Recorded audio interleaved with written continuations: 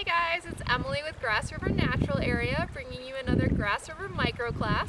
Today I wanted to show you guys what we've seen on our trail cameras for the last 2 weeks. We just pulled the card today and checked it out and we got some pretty good footage. So we're going to talk about some fun facts about the animals that we see. We'll talk about some common misconceptions that some people have about these critters. And we'll talk about what these animals are up to this time of year. Alright, let's get going. Alright, so the first animal I wanted to talk about that we captured on our camera trap, and these photos were actually captured at 2:30 in the afternoon, is the coyote. And this was before we switched our camera into video mode, so these are just photos, but pretty neat nonetheless. You can see it's a relatively large coyote, looks pretty furry. They'll start to shed their winter coat here just in a couple weeks if they haven't started already. But coyotes are they're so neat. They figure so largely in our human imagination. You know, they're the stuff of legends and myths, and their name actually comes from the Nahuatl Native American language. The word coyote, and I hope I'm saying those words correctly, means the trickster, which, you know, kind of explains why they're figured that way in a lot of Native American lore, First Nations lore. But you know, they're just really neat animals too. I think that they also figure largely in our imagination because we coexist with them on such a level nowadays that, you know, we didn't used to. They've expanded their range by 40% since 1950, which is twice the range increase of any other mammal in North America. They're just super behaviorally flexible and adaptive. They can live everywhere from, you know, like the jungles of southern Mexico to the boreal forests of Canada, the desert Southwest, and then like the cedar swamps and fields of Michigan. So pretty much everywhere. Really, really neat animals. And it's also, fun fact about me, my absolute favorite sound is coyotes howling. Just, you know, so atmospheric and makes the hairs on the back of your neck stand up, but like in a good haunting way, I guess. So coyotes right now, this time of year, are having their pups. A male and a female will generally, if they don't mate for life, they'll mate for quite a few years. So like these prolonged mating relationships. And both the male and the female help care for the young. And so they have about 6 pups that are being born right now, usually in underground burrows or dens. And one misconception I wanted to cover about coyotes is that a lot of people tend to, or some people think of them as being pack hunters all the time, but they don't actually live in packs the majority of the time. They're usually almost always solitary hunters. They're small mammal specialists, so like your things like mice and squirrels and rabbits. And, you know, only when there's a shortage of that prey will they pack up and try to take down something larger. And when they pack up, it's always with family members. It's usually the mated pair and then the mated pair's adult offspring. So not so much a pack animal, not nearly as much as an animal like wolves, but more of a solitary hunter. All right, next we have, dun dun dun.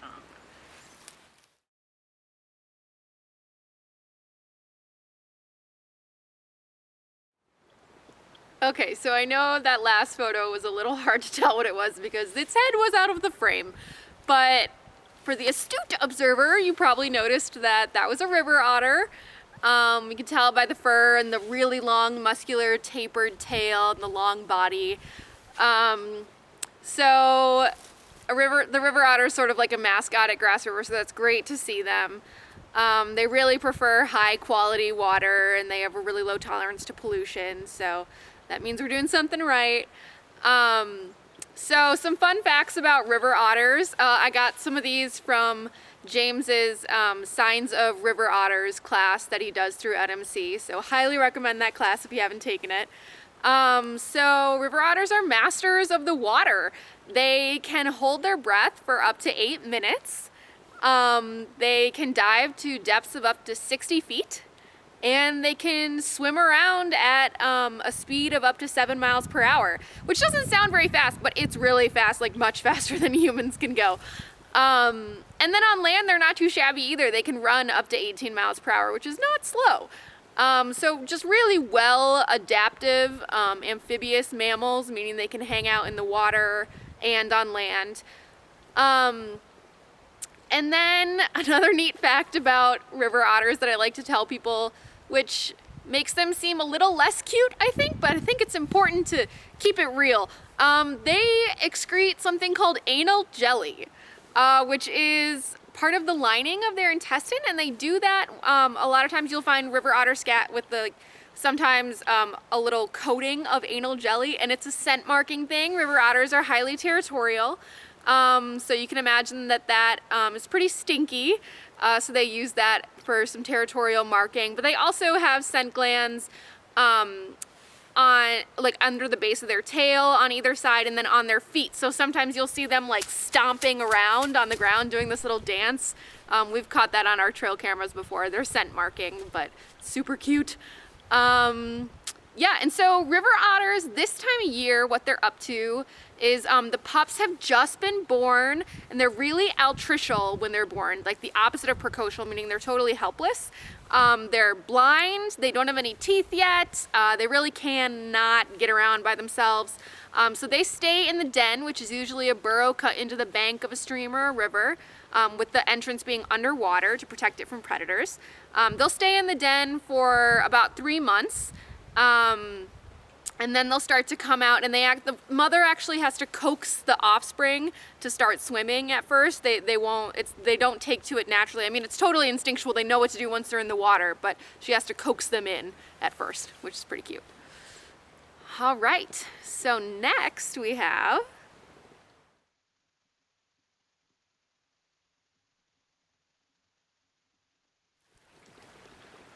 all right, so those last animals were obviously raccoons.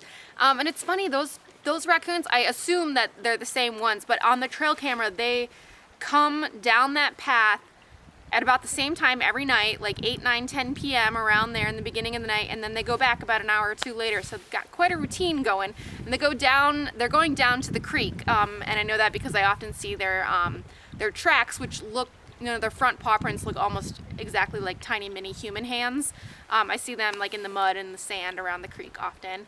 But yeah, speaking of raccoons hanging out at the creek, one of their adaptations that I think is a little bit misunderstood is we often think of them as washing their food in the water, but some research recently has suggested that maybe what they're doing actually is dunking their food in the water, because if you know anything about raccoons, you know that they have a great sense of touch. They might even have more nerve endings in their hands than we do. And by submerging whatever it is they're feeling in water, the water might actually excite the nerve endings more, and so it might enhance their tactile abilities. So, it might serve a dual purpose of washing their food and also enhancing their feeling of touch, but pretty neat. And then another adaptation about raccoons that I think is often overlooked is the mask. We know it's like the defining characteristic of raccoons, the bandit, but it's seldom talked about what it's for. And that mask it works the same way as when athletes have stickers, black stickers under their eyes or black paint to reduce the glare. So those stickers or that paint absorbs the incoming light and reduces the glare and enhances their vision. And that's really important for raccoons when they're foraging in the dark to reduce any peripheral glare, because it's already difficult to see, and it lets them sorry, I don't know if you can hear that, but a winter wren was just singing. It's like the most gorgeous sound. Yeah, so where was I? Yeah, so raccoons, so that's what their mask is for, is the black, serves the same purpose like the athletic stickers or tape. And then another really interesting fact about raccoons is that there once was one that lived in the White House. Calvin Coolidge had a pet named Rebecca, which was a raccoon. Apparently it was supposed to be part of their Thanksgiving dinner, which I guess raccoon meat was not unusual to eat back then. But he took a liking to it and decided to keep it as a pet. And we do not at all condone keeping wild animals as pets. But kind of crazy to think of something as, you know, the opposite of revered, maybe, you know, trash pandas being kept in the White House, kind of comical. Okay, so what raccoons are up to these days? Right now, the young are being born, and there are about 4 to 8 young that are being born in the hollows of trees or under tree roots for every raccoon mom. So it's pretty neat, you know, springtime newness. Okay, so next we have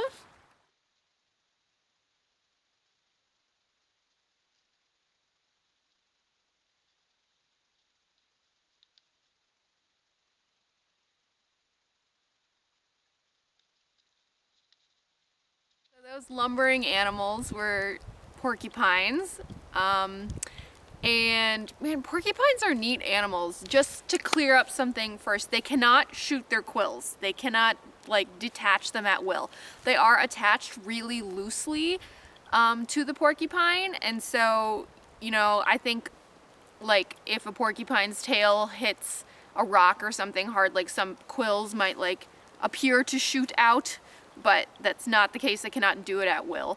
And another neat thing about porcupines, speaking of their quills, is that so porcupines spend a lot of time in the winter high up in trees, feeding on the inner bark of usually hemlock.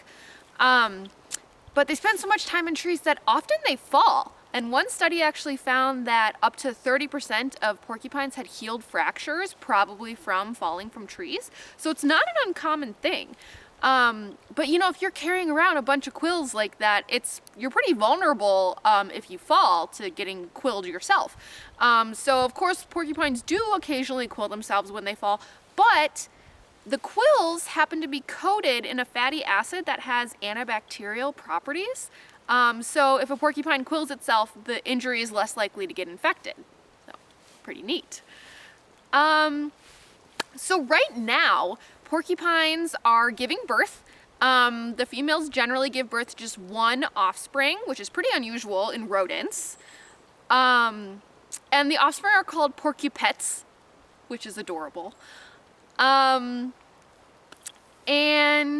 let's see. Oh, and one interesting thing is that porcupines have one of the longest gestational periods of any animal for their size, relative to their size.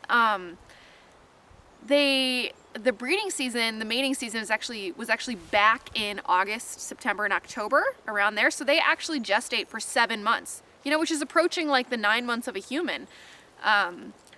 So yeah, mama porcupine has to work pretty hard for that one porcupet, which is, you know, really kind of the opposite of most rodents that have a short gestational time, lots of offspring. The offspring are relatively small when they're born. Porcupets are, you know, relatively precocial, which is the opposite of altricial, the opposite of like those river otter offspring we talked about.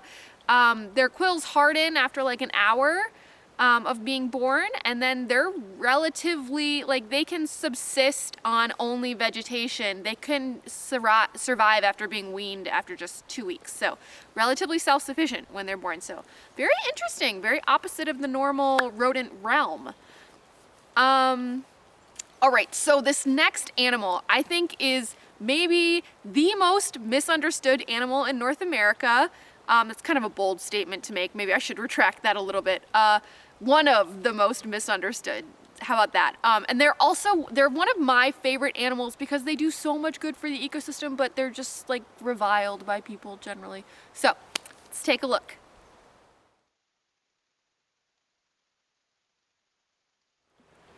Yes, opossums! And opossums are so cool for so many reasons, but the primary one maybe is that they eat ticks. One opossum can eat up to 5,000 ticks in a season. So if you don't like ticks, maybe consider liking opossums. Also, it's long been known that opossums have this ability to neutralize snake venom. It doesn't really affect them, which is not so much an issue for our opossums up here because we only have one venomous snake, the Massasauga, which you hardly ever see, very cryptic, non-aggressive. but it can be a problem for opossums down in the southern United States.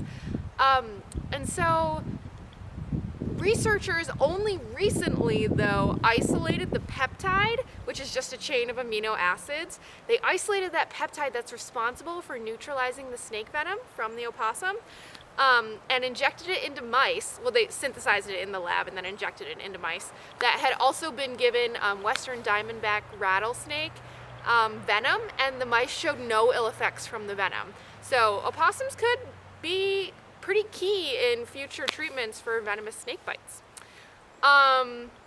Another neat fact about possums is that we often think of them as playing dead, like it's an act, but they're not actually acting. They cannot help that reaction. It's like those fainting goats, if you've ever seen a video of them. It's a completely involuntary response to an opossum being very frightened. And you know, they just flop over and their lips peel back and bare their teeth, and there's like foaming saliva, and their eyes are just staring off into space. And also they release a stench from their anal glands that smells like they're dead. So it really sells the act, or you know, not act, but involuntary reaction. And it works by, you know, predators aren't interested anymore, especially predators like cats that love to play with their prey. Like if you've ever seen a domestic cat playing with a toy mouse, it loses interest once it stops moving. But also the smell puts off predators. And then one last fun thing about opossums is that they are North America's only marsupial, which means that the young are, that they have a pouch that they carry the young around in to finish developing the young. So they're born super altricial, like just right about now, at this time of year, opossums are giving birth to about 20 offspring, and all of those offspring fit into a single teaspoon. They're that small. And they have to crawl about 3 inches into the pouch, and then they'll nurse for about 2 months, and only after that will they finally open their eyes. Yeah, so super cool animals. I think that's about it for possums. Yeah, so, you know, I hope you enjoyed this Grass River Microclass, and it was fun for me to give you guys a little peek into what we've seen on our trail cams over the past 2 weeks. So stay safe, stay well, stay positive, and I will see you guys next week for another Grass River Microclass. Bye, guys.